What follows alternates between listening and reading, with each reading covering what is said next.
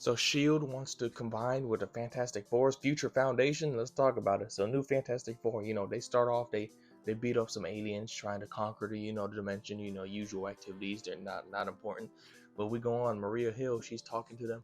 How about she rebuilt Shield and it wasn't optimal, and basically wants to combine with the Fantastic Four, basically as like combining Shield with the future foundation.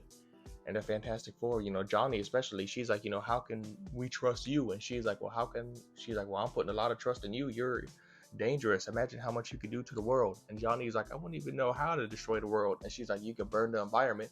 Sue can block the sunlight. She looks at Reed. She's like, any one of your inventions could cause collateral damage. And she looks at Thing, and she's like, well, you're cool, but still.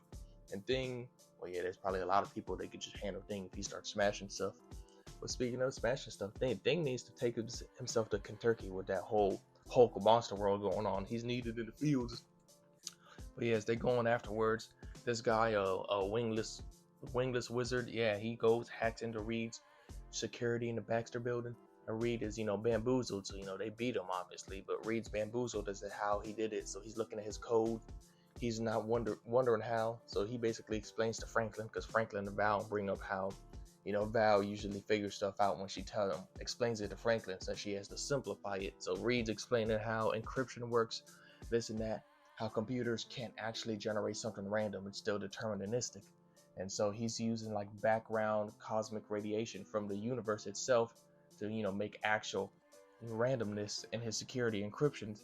But he goes and looks at the radiation and he's like, it's not actually random anymore. And he goes and sees there's a message in there. And they're like, how the hell would that work though? If there's a message in this background radiation, wouldn't it be in like every technical device that can capture it?